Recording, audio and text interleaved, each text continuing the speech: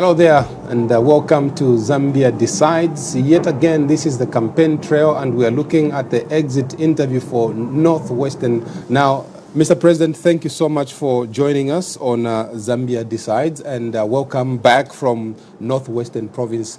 How can you describe your visit to Northwestern Province? Thank you, Pastor Mambwe. First of all, I'm happy to be here. Happy to be back, though for a very short period, because we're proceeding to Western Province. Yes, first I must start by thanking the people of Northwestern Province for their warm reception, their warm welcome. I also like to thank the traditional leaders of Northwestern Province, for their warm welcome. OPK, I remember we had an interview, it must have been in Mukushi, thereabout, where we stated that Northwestern Province was our new stronghold. And obviously people mocked us and they couldn't believe. Yeah, so the experience we had in Northwestern Province actually exceeded our expectations, as at the time I was making that statement. Yeah, the people of Northwestern Province are ready for change. They are ready for change for a number of reasons. The starting point really is the failed promises by the UPND. The people of Northwestern Province, like the people of other parts of the country, were promised cheap mealie meal at 50 kwacha, cheap fertilizers, 250. They promised lower prices for fuel, about 12 to 13,000 kwacha, and many other promises that were not fulfilled, including the distribution of inputs, as it were.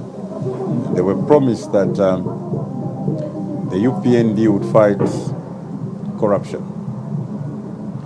They were promised that the UPND would follow the rule of law, that they would fight tribalism and promote unity. So on all these fronts, the people of Northwestern Province feel cheated. But most importantly is when you look at the economy of Northwestern Province at household level, Northwestern Province is ideally the new Copper Belt Province. And rightly so, PK. The new Copper Belt Province, in that it hosts very big mines and still has a lot of mineral deposits, including gold. Yeah, so when you look at the new Copper Belt and how an average Zambian is living, then you'll understand why the people of Northwestern Province are resolved to change government. They know that the government in place today comes up with policies in that sector that has nothing to do with Zambians, nothing to do with mine workers, nothing to do with the welfare of these workers, as it were, nothing to do with ordinary Zambians living in Northwestern Province. If you look at the road infrastructure in Northwestern Province, it leaves much to be desired. But very quickly, PK, one old woman engaged me when we were going to a rally. She asked me a question, in Bemba actually. She says, President, ushe iria kopa vale imbakale kuchilila bombwe chingola kitwe, is it the same copper eyo bemba na kuno? Because ila kopa vale imbakale eya pangile misebo ifipatala ama club ya social clubs, yeah, you know, and social amenities, as it were. Now maskulu, when this ZCCM was working, they were able to invest in social amenities. They were able to invest in road infrastructure. So she asked this very fundamental question. Yes. I said, yes, it's the same copper. And as a matter of fact, now copper is fetching very high prices, the highest in the history, of this country. So she then wondered why they can't see any benefits from this copper that is living every day through long convoys of trucks, as it were. Now that could have sounded like a very simple question, but this is a woman who probably was married to a miner at the time, and she remembers how they lived. Yeah, so the economy at household level, the poor infrastructure, and the suffering of the Zambian people has caused them to look around for a new leader. A leader that will speak for the miners, mine workers. A leader that will ensure that corporate social responsibility is implemented to improve the infrastructure within Northwestern Province. This is to do with schools, hospitals, health infrastructure, roads, water infrastructure, and so on. PK, there's no water, in Solwezi, in Northwestern. Everywhere in Northwestern Province, there's no water. Wow. There's no water on the Copper Belt. That's amazing. Yeah, because Northwestern Water, Mulonga Water, and all these are failing to break even. They're failing to break even for one reason or the other. But then the question is, under corporate social responsibility, wouldn't it be prudent for the mining companies to capitalize these companies, especially that water is used by the workers that work for them, is used by Zambians living in those particular areas. Where is the extra benefit from these minerals? Remember, at Tonse, we believe in the principle of shared value. And the principle of shared value goes beyond taxes. Right. There has to be something more. There has to be something extra. Yeah, so to sum it up, the trip to the Northwestern Province was an eye-opener. Right. It was an eye-opener in that clearly the mining companies are not contributing anything towards the welfare of Zambians. Yes, they are mining, they are posting their profits, right, but they needed to look at something more. They need to understand, firstly, that Zambians expect a little more from their copper than merely taxes, as it were. So the description of Northwestern Province as the new copper belt sounds very far-fetched. It would appear then to me, as you describe it, they've adopted the mineral wealth, they're extracting that, but they're leaving the people, the environment as they found it. No value addition whatsoever. Nothing at all. There are no industries at all. So if we call it the new copper belt, it's the correct way of describing Northwestern Province. Right. Okay. But as regards the welfare of our people, then it's far from being the new copper belt. If it was the new copper belt, there are certain minimums we should have seen. One, social amenities for those miners. They should be able to go to a club after a day's work when they're off duty, play tennis, play soccer, play some basketball or something. They must walk around the corner and have a drink because they've got this social club. Their children should go to decent schools. Their children should go to decent hospitals. There should be some decent road network within these localities. For instance, in Manyama, you have Kalumbila mine. You have there's Kalumbila. Which other one is there again? There's Kalumbila, and the other one is the area around Kisasa. Right. Yeah, this is where the big Lumwana.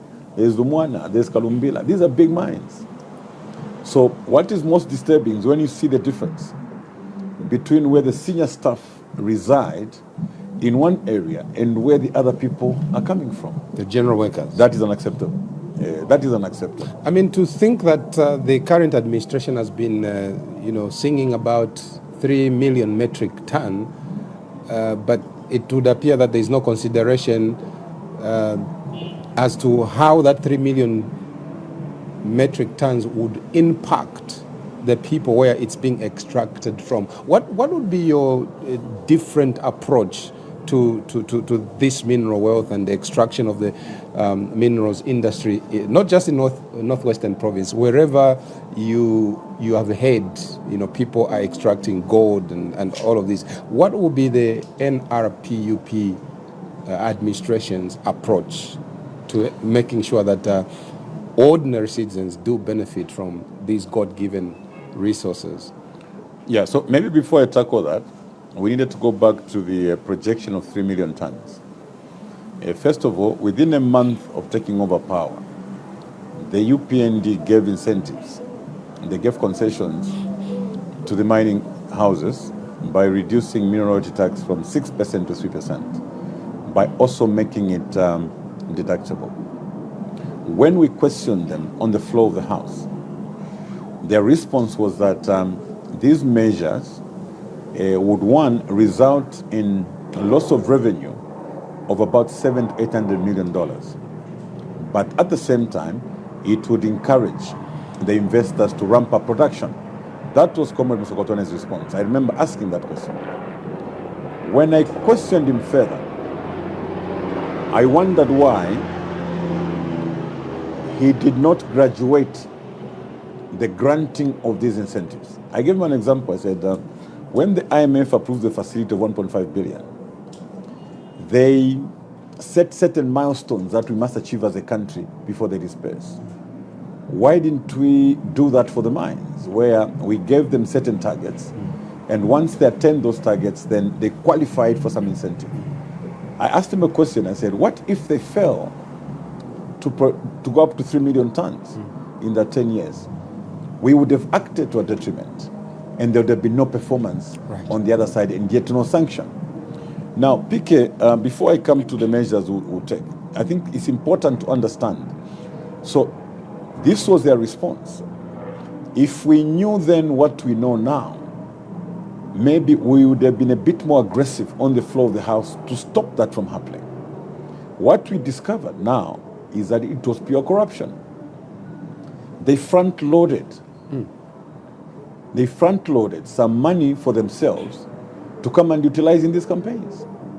The same mining houses that were given these incentives managed to post up to almost $1 billion in savings from those measures. Some non-mining house is now giving some of that money to the UPND. That is the reason why the UPND has been able to offer up to 20 million per candidate who would opt to withdraw their candidates and allow their candidate to go through. So I want Zambians to understand that. If we knew then what we know now, maybe we would have done a better job at stopping these particular incentives. These incentives were not meant to ramp up production. The production has not gone up. In fact, has even gone down 5 years later. Okay? We're aiming at 3 million. We are still below 1 million. There should be a recourse, Mr. President, to this.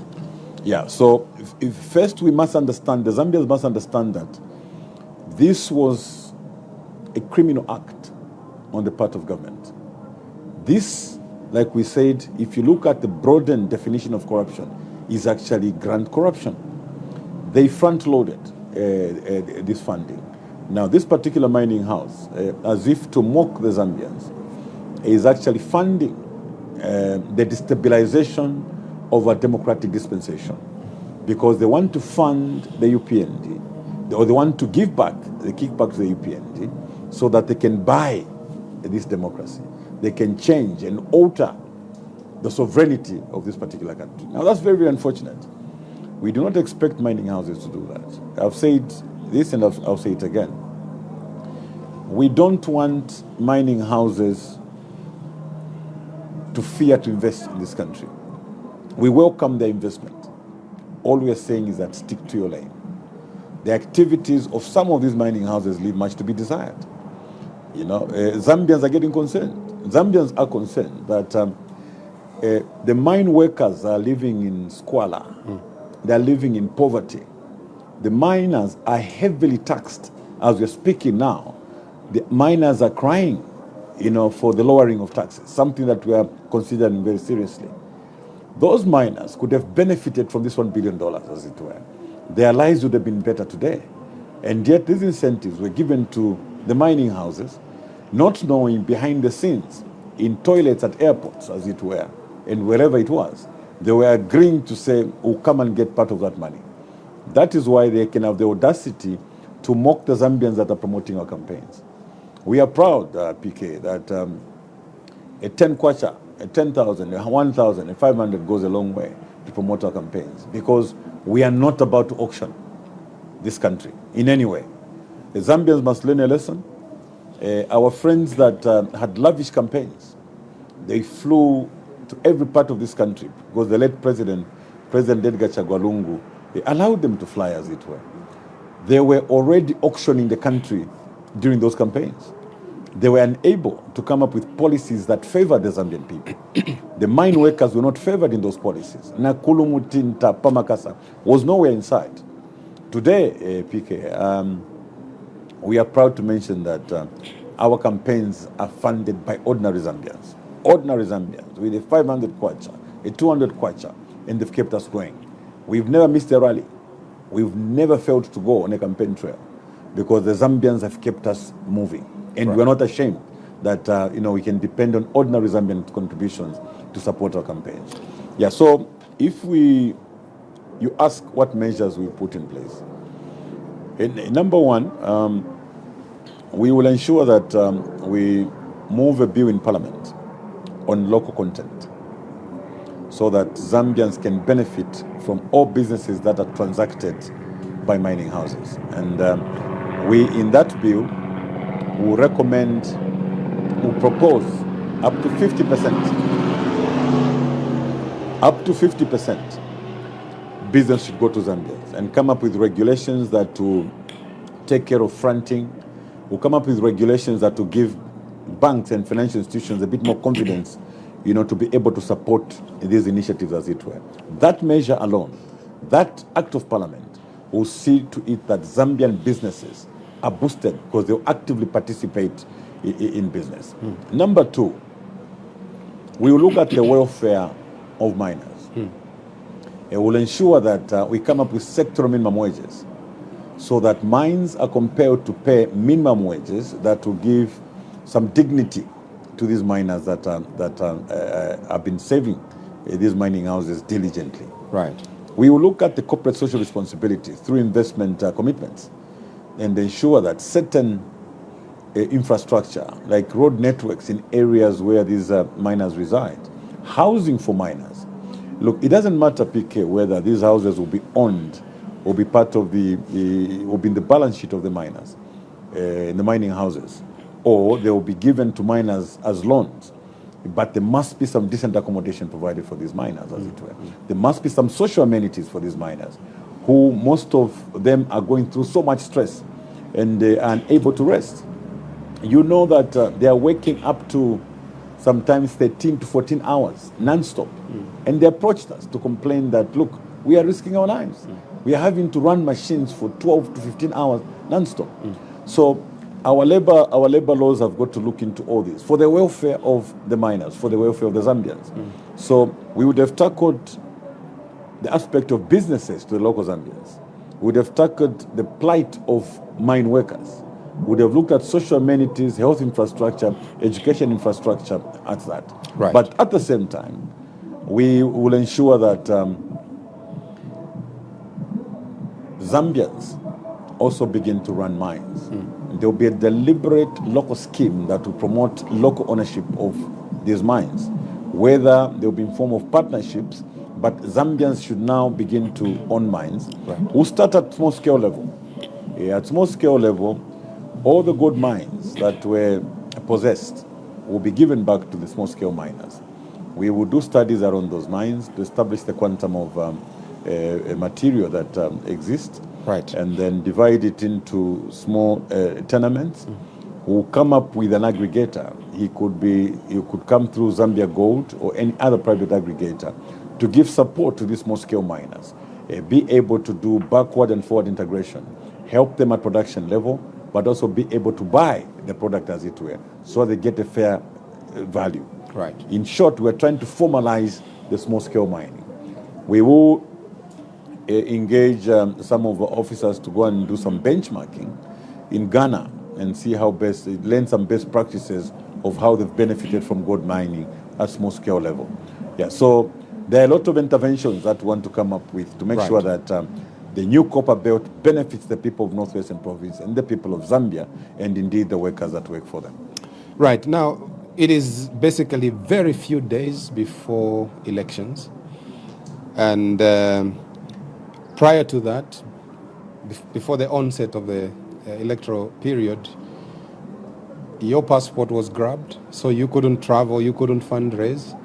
You have done 10 provinces, you're remaining with 2.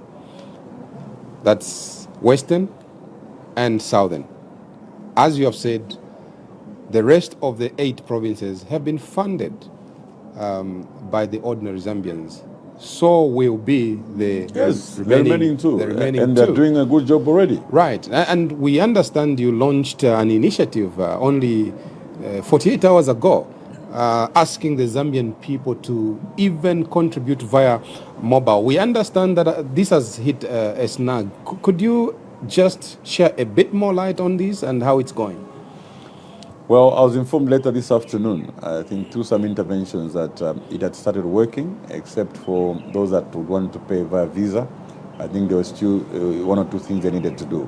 But there's clearly some interference. I mean, here are people mocking us, on the lack of funding. But they still want to go and even stop the little that is trickling in. I mean, how bad can you be? How bad can you be?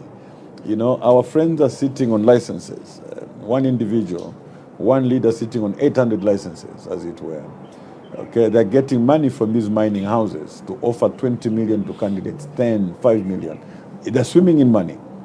All we're saying is that we are carrying a message of hope. What we carry is a message of hope for Zambians to look forward to a better day. But even the little that the poor Zambians are contributing, they still want to collapse the system, as it were. Yeah, so it's most unfortunate. But I want to encourage Zambians that the system is up and running. Please make your contributions. There is no contribution that is too small. We take a lot of pride in receiving your contributions because we will work for you. Our friends were working for foreigners because the foreigners funded their campaigns. They cannot speak for you. They cannot come up with policies that work for ordinary Zambians because their masters that funded them for a very long time are able to second staff to State House. They sit in State House and craft policies that only work for them. When you hear the UPND talk about the good policies, those policies are also celebrated in London. They're also celebrated in New York. But no Zambians ever celebrate those policies. Yeah, so it's straightforward. So we are indebted to the Zambian people. Firstly, while because others are indebted elsewhere. Others are indebted elsewhere. And we are indebted to the Zambian people because, one, those are our primary clients. They are our voters.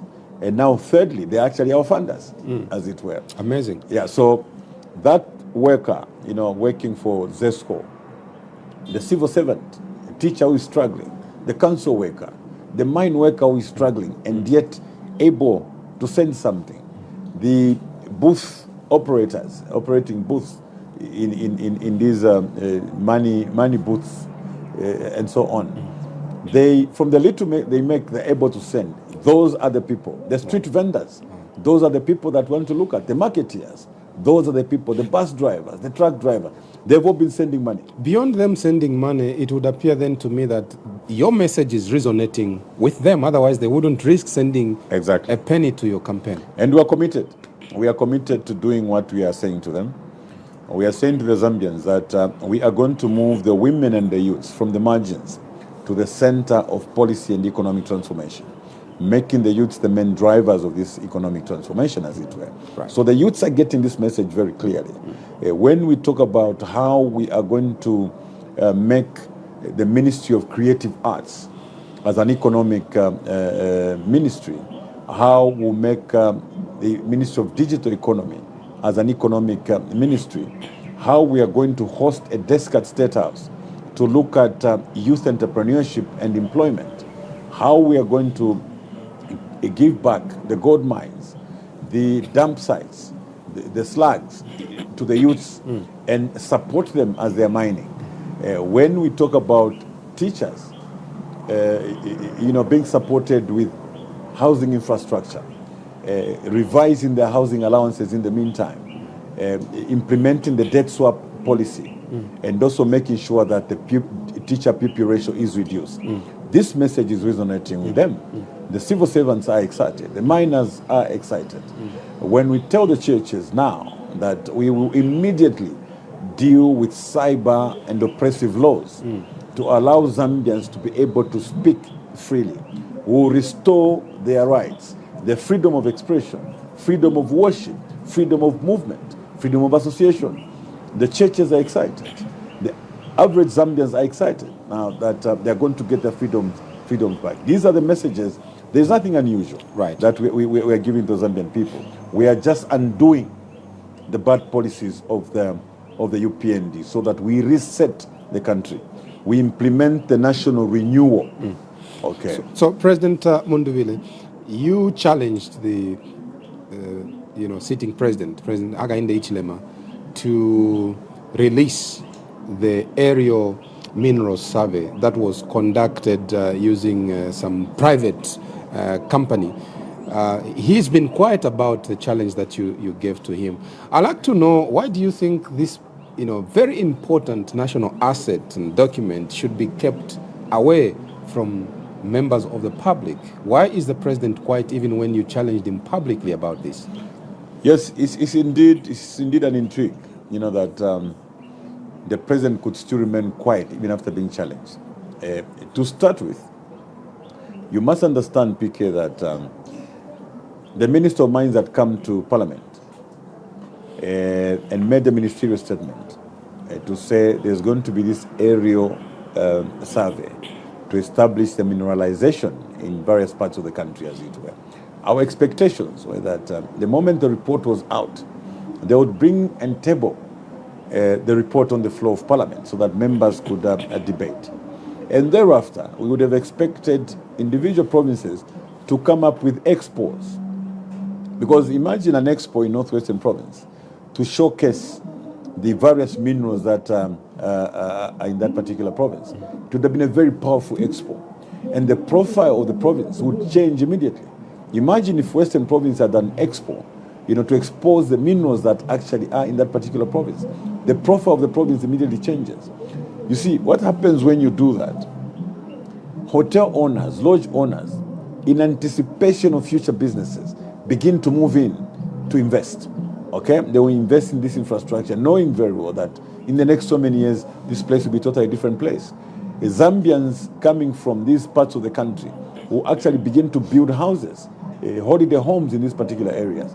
So the mere expose of that information could spur development in these parts of the country. But we have a leadership today that feel so entitled. They feel that report belongs to their families.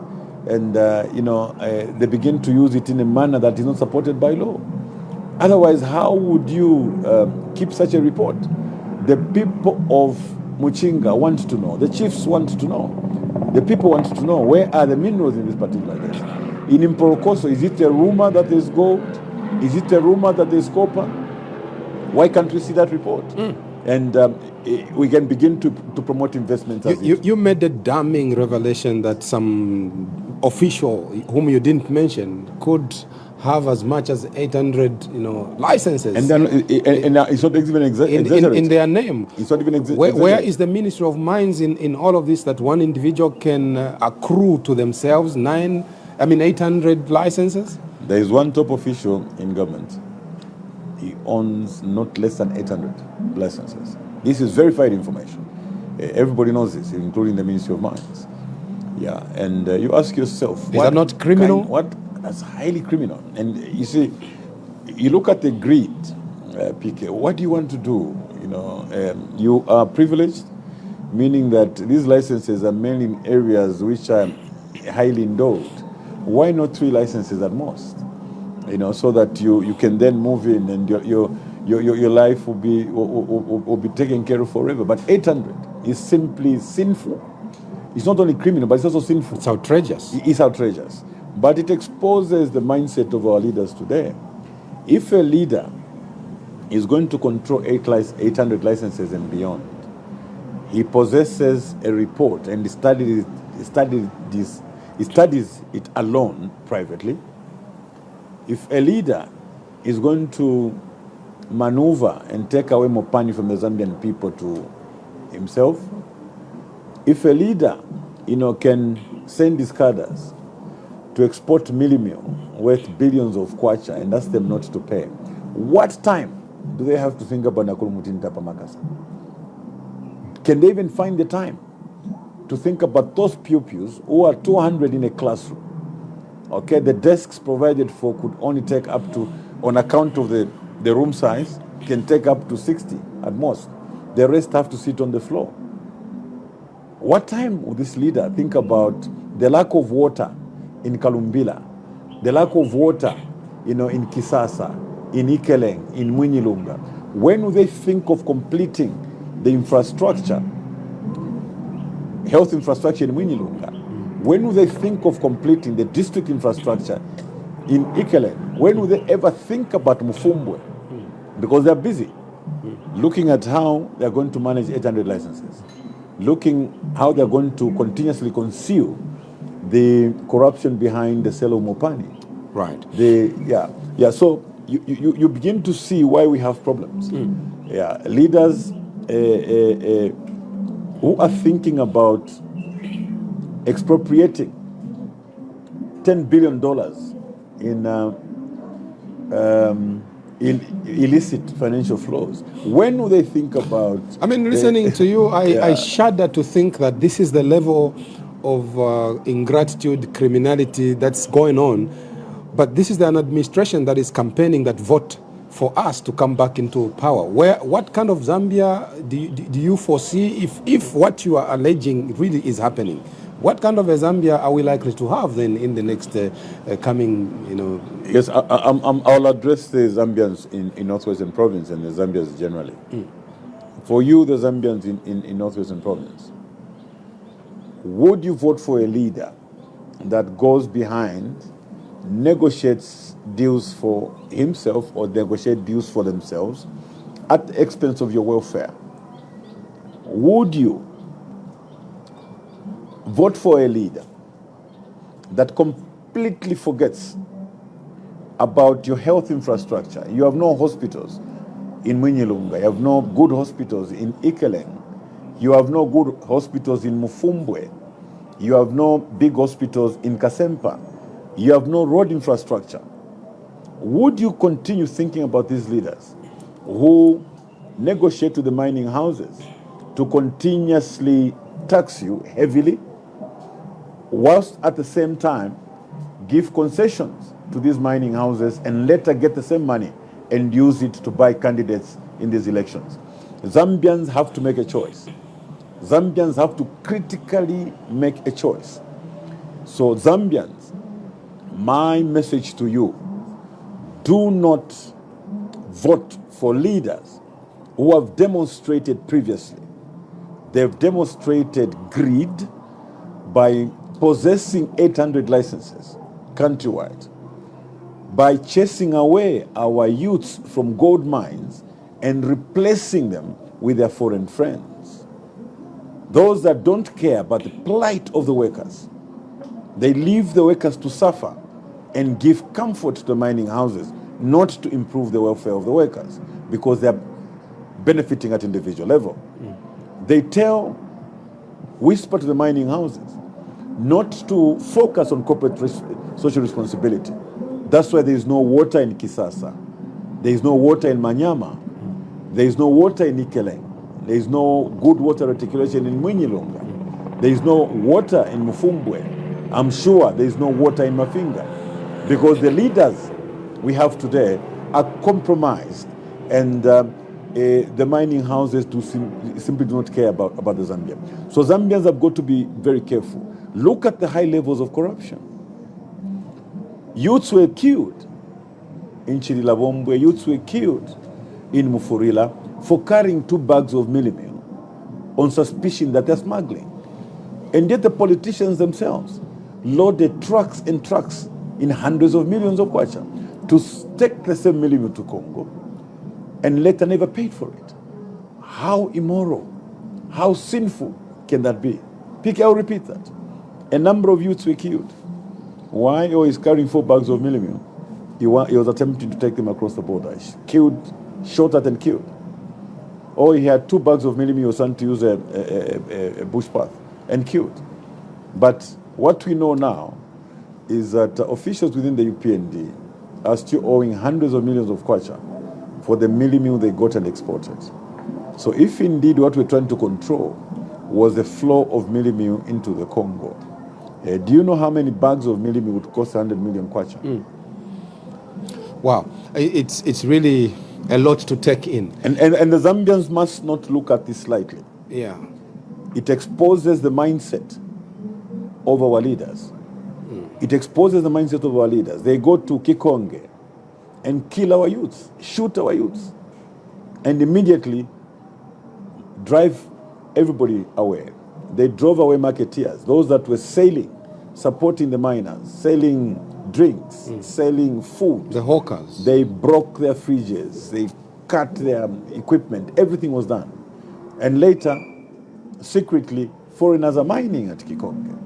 There are people that are brought from other parts of the country. As far as we know, those mines are closed. There are people that are mining now. Are you telling the nation there are people mining? Traditional leaders whispered to us.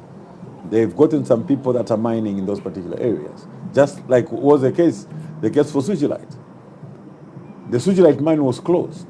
A few months later, we were told there was no more Sujilite. It's finished. At the time they were closing those Sujilites. Wow. And months later, with no activity on Sujilite. Yeah, so Zambians need to know the leaders for who they are. And I want to emphasize, these are the same leaders who are calling others names. But under their charge, there's been up to $10.5 billion in illicit financial flows. That's not small. Okay? This is a country that is poor, that moves with a begging bowl to beg for $1.5 billion. Behind the curtains, there's $10.5 billion that is being sent out of this country. And the head of state has said nothing. You are going into Western Province and later closing off your campaigns in Southern Province. The president is having a jolly ride and restricted access to the areas where you have been. He's going there twice and 3 times. You are sticking to your 5 days of ECZ, campaign calendar. How does this become a free and fair election when you can't hire a chopper, you can't stay a single day extra in an area, the president is having a free reign? How does that work?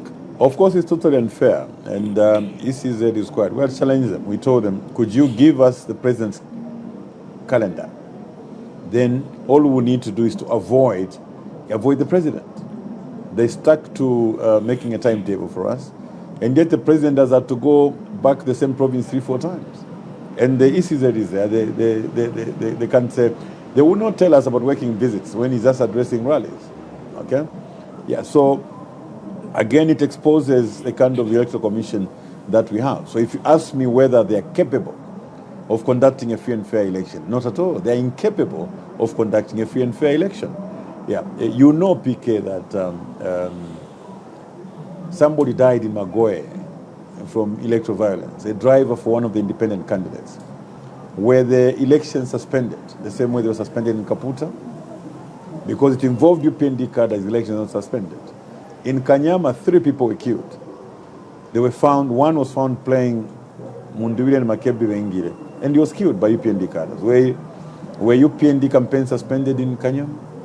Recently, there was violence in Southern Province, in Mazabuka, in Kazungula.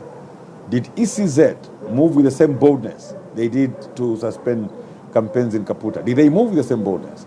So if you ask me whether they're capable of conducting a free and fair election, I would answer it in Bemba.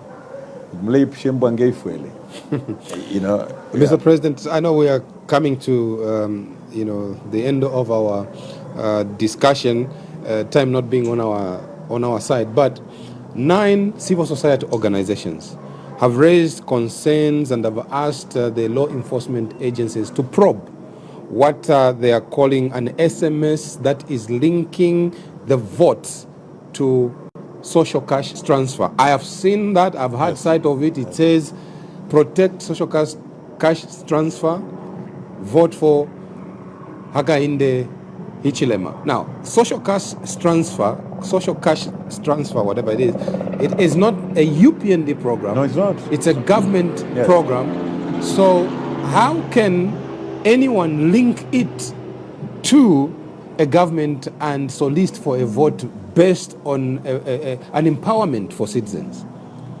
That's definitely a malpractice, electoral malpractice. And ECZ must investigate that and make a statement. Yeah, because what we want to say to the Zambians, a social cash transfer does not belong to President Hakainde Hichilema. At no time should you feel that the Mundubile administration will discontinue the social cash transfer. Social cash transfer will continue.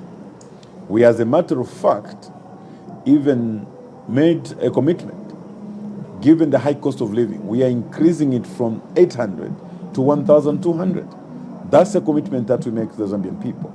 So to you, the Zambian people, the beneficiaries of social cash transfer, and to those that are eligible to receive social cash transfer, you should ignore that message. As the investigations go on, ignore that message. That is corruption. They are trying to corrupt you into voting for them. But remember, the same people sending these messages are the ones that have failed you when it comes to import distribution. They are the ones that have failed you when it comes to the roads in your localities. They failed you on employment. They have failed the youths, they have failed the women, they have failed the men. So please ignore that message. The social cash transfer does not belong to the UPND or their presidential candidate. That is your money. That is money that is meant for you. It's not a favor. You are Zambian, and that money is yours. So the 1,200 kwacha per beneficiary is guaranteed, because we looked at the high cost of living and think that Zambians deserve better. So to our friends in, we are looking forward to the trip to Western Province. There's a lot that we have to say. If you look at the infrastructure in Western Province, a very poor infrastructure. There's literally nothing the UPND did in Western Province in the past 5 years. If there's any infrastructure that was done, it was that was left by the Patriotic Front. You are going in through Nkeyema. The district infrastructure is not done. The road between Tatayoyo and TBZ has been, UPND has been providing it in the budget for 5 years, and yet nothing has been done. When you go into Luampa, the road through Luampa to Mlobezi, it's not done. The Katunda Lukulu road is still not done. The Kaoma Kasempa road is still not done. The university, that was started in Mongo remained where the PF left it. Yeah, so there's literally no infrastructure that has been done in Western Province. Of course, we are going there with a message that is looking at the comparative advantages on the province and seeing how we can turn that into economic activities for the people of Western Province. They are very strong at livestock. They are very strong, in agriculture, especially in areas of cassava, cashew nuts, and all that.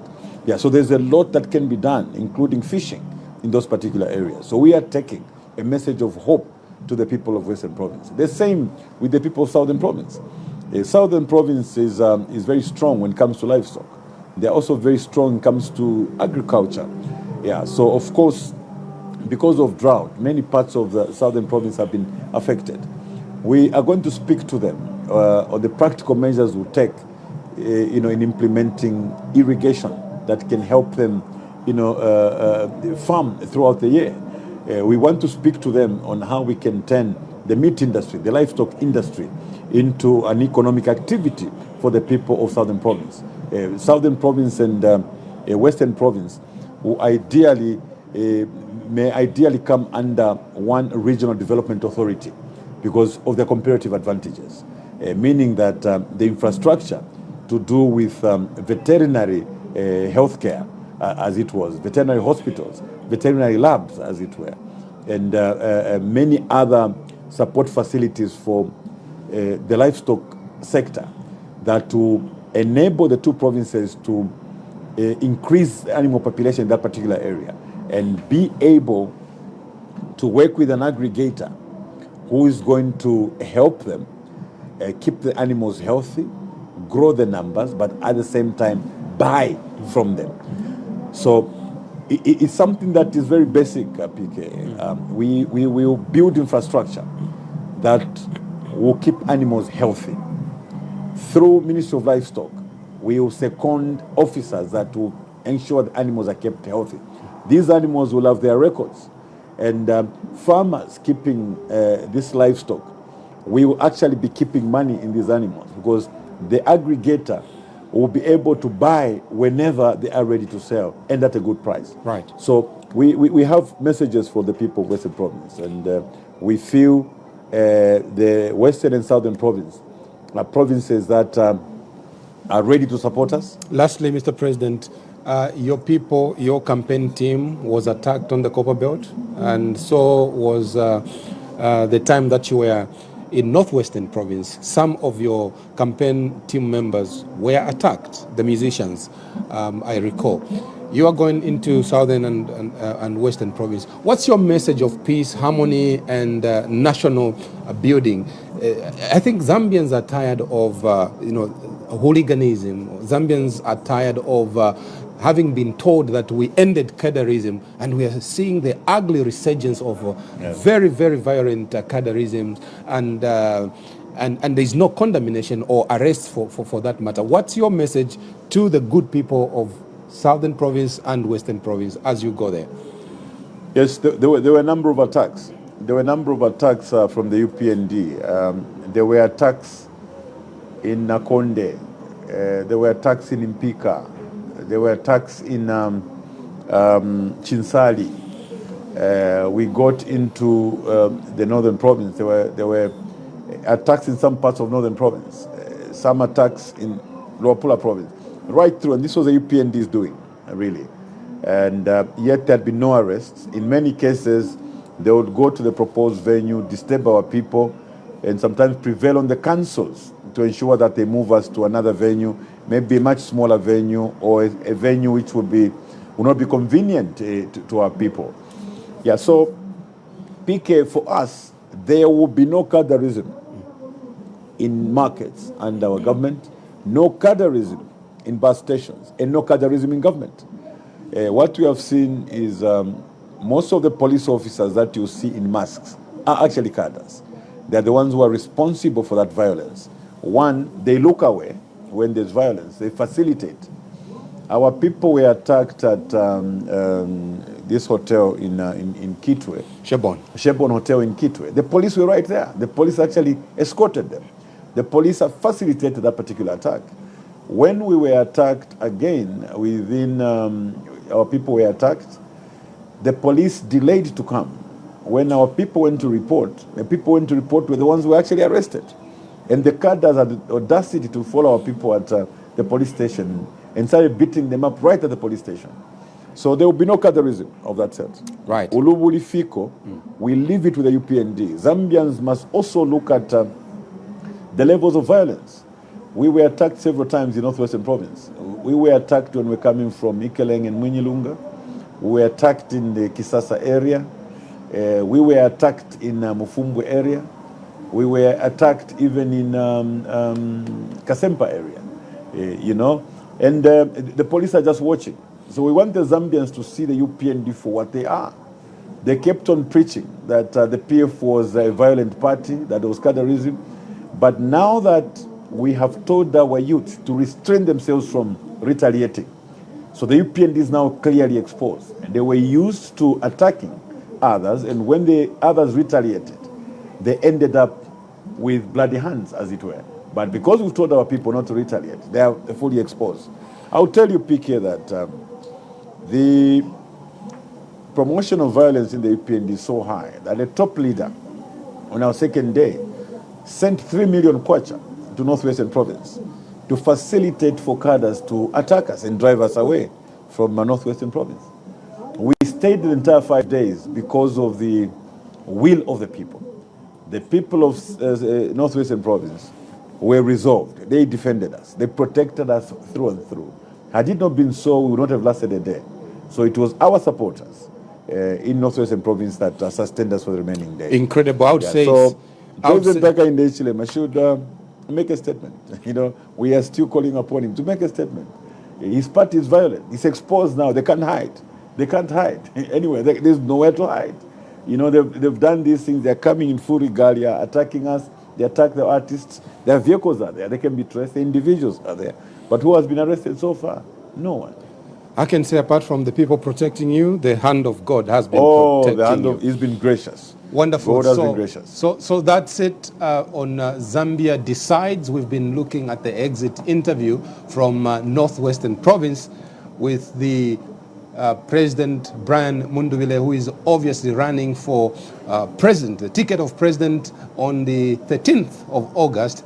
And you've heard for yourself what they've had to encounter along the way. We can only wish you the very best as you go to the last mile of your campaign, and I hope to see you on inauguration, Mr. President. Thank you. Thank you so much. Thank you very much, and God bless you. Thank you.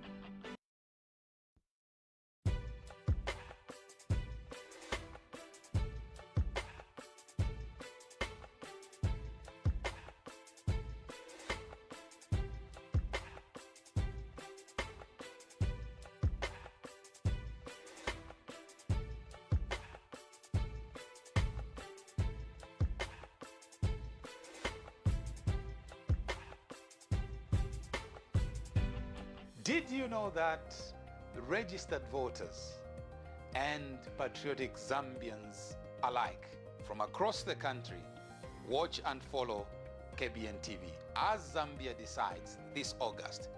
For in-depth analysis of political news and information, stay with KBN TV.